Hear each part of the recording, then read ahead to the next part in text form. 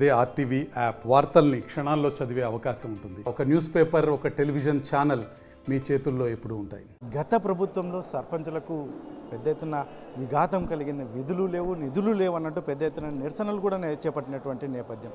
అయితే ప్రస్తుతం ప్రభుత్వం మారిన తర్వాత మాకు చాలా అనుకున్న విధంగా ముందుకు వెళ్ళబోతున్నామని చెప్పేసి పెద్ద ఎత్తున ఆశాభావం వ్యక్తం చేస్తున్నటువంటి నేపథ్యంలో మనతో రాష్ట్ర సర్పంచుల సంఘం అధ్యక్షురాలు లక్ష్మి గారు ఉన్నారు. ఏం చెప్తారు, అసలు పరిస్థితులు ఎలా మారబోతున్నాయా, లేదంటే ఎలా ఉన్నాయి అనేది అంశంపై మనతో మాట్లాడి ఏంటి మేడం ఏం చెప్తారు? గతంలో అయితే పెద్ద ఎత్తున నిరసనలు చేసినటువంటి నేపథ్యం, అయితే ప్రస్తుత కాలం ఎలా ఉండబోతున్నాం?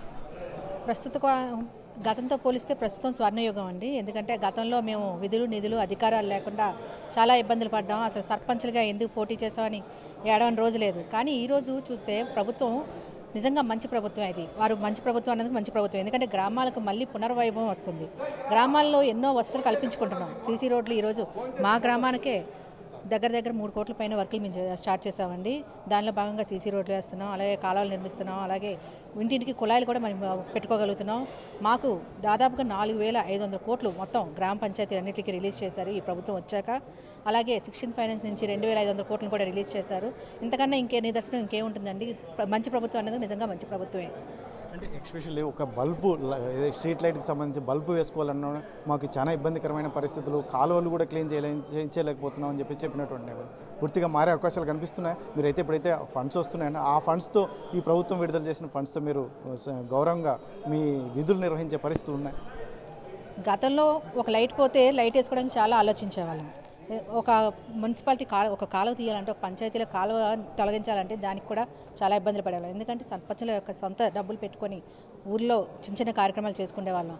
ఒక రోడ్డు పోతుందంటే కనీసం ఆ రోడ్డు కూడా మరమ్మతులు చేయించుకోలేని దుస్థితిలో ఉండేవాళ్ళం. కానీ ఈ ప్రభుత్వం వచ్చాక మన పంచాయతీరాజ్ మినిస్టర్ అయినటువంటి పవన్ కళ్యాణ్ గారు, అలాగే చంద్రబాబు నాయుడు గారు, ముఖ్యమంత్రి చంద్రబాబు నాయుడు గారు, అలాగే లోకేష్ గారి సారథ్యంలో ఈరోజు అన్ని నిధులు పంచాయతీలకు గతంలో ఉండేటువంటి వైభవం నిధులన్నీ మళ్ళీ ఇప్పుడు పునర్వైభవం కావస్తుంది. కాబట్టి అన్ని పంచాయతీల్లో లైట్లైనా, లేదంటే మురికాల నిర్వహణ అయినా, లేదంటే బ్లీచింగ్ చల్లుకోవడం అయినా, లేదంటే పొలాలకు దారులు వేయించుకోవడం అయినా, ఇలా ఏ విధులు చూసుకున్నా ఇవన్నీ పంచాయతీల్లో సర్పంచుల ద్వారా జరుగుతుంది. గతంలో ఏ సర్పంచ్ ఏ విధులు అధికారాలు లేకుండా చేసింది గత ప్రభుత్వం, వైసీపీ ప్రభుత్వం. పంచాయతీలను నిర్వీర్యం చేసింది. అలాగే పంచాయతీల్లో ఉన్నటువంటి సర్పంచ్లను ఉత్సవ విగ్రహాలుగా చేసింది. కానీ ఈ ప్రభుత్వం పంచాయతీలకు అలాగే సర్పంచ్లకు పునర్వైభవం తీసుకొచ్చింది. కాబట్టి ఈ ప్రభుత్వానికి మేము పూర్తిగా మద్దతు తెలియజేస్తున్నాం. ప్రభుత్వానికి మేము పూర్తిగా అంగీకారం తెలుపుతున్నాము. ఈ ప్రభుత్వం మంచి ప్రభుత్వం అని. ఎస్పెషల్లీ గత పాలనలో 5 సంవత్సరాల కాలం మనం ఎన్నో సంవత్సరాలు వెనక్కి వెళ్ళిపోయామని చెప్పేసి చాలామంది చెప్తున్నటువంటి నేపథ్యంలో ఏకంగా మీరు ఇప్పుడైతే అభివృద్ధి అనే విషయంలో ఫండ్స్ అయితే విడుదల చేస్తున్నారు. ఇంకా ప్రత్యేకంగా పవన్ కళ్యాణ్ గారు, ఎందుకంటే ఆయన ఆ శాఖ చూస్తున్నటువంటి మంత్రిగా మీరందరూ కలిసి విన్నవించే అవకాశం ఏమైనా ఉందా?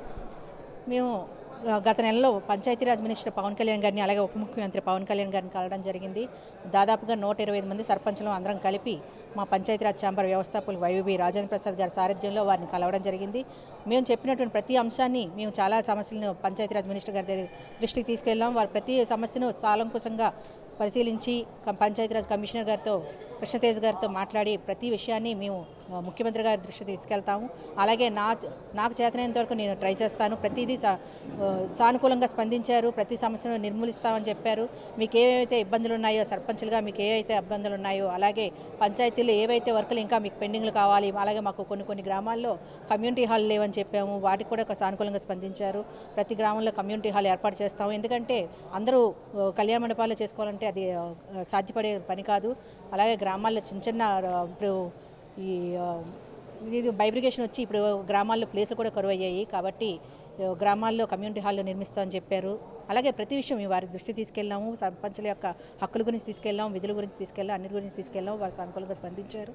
దాని మీద ప్రతి సమీక్ష నిర్వహించి పూర్తిగా మాకు మద్దతు తెలియజేశారు. ఇది మొత్తం మీద అయితే ఉందో రాష్ట్ర సర్పంచుల సంఘం రాష్ట్ర అధ్యక్షురాలు లక్ష్మి చెప్తున్నటువంటి విషయం ఏదైతే ఉందో, గతంలో ఇబ్బందులు పడిన మాట వాస్తవమే. ఎన్నో నిరసనలు కూడా దిగినటువంటి నేపథ్యం, విధులు లేవు, నిధులు లేవు. కాకపోతే మాత్రం ప్రస్తుత ప్రభుత్వం మాకు సానుకూలంగా స్పందిస్తుంది. ముఖ్యంగా పవన్ కళ్యాణ్ కూడా దీని మీద ప్రత్యేకంగా దృష్టి సారిస్తున్నారు. ఇటువంటి పరిస్థితుల్లో మాకు గౌరవప్రదమైన అంశాలు ఖచ్చితంగా గ్రామాల్లో దొరకబోతున్నాయి. ఎందుకంటే గతంలో నేను సొంత నిధులు ఖర్చు పెట్టి కొన్ని పనులు చేసినటువంటి నేపథ్యం. కాబట్టి ఇప్పుడైతే ప్రభుత్వ పరంగా మాకు సానుకూలమైన వాతావరణం వాతావరణం ఏర్పడబోతోంది అని చెప్పేసి సర్పంచుల సంఘం రాష్ట్ర అధ్యక్షురాలు లక్ష్మి చెప్తున్నటువంటి పరిస్థితి. కెమెరా పర్సన్ సుధాకర్, చెల్లకనేడు RTV అనంతపురం.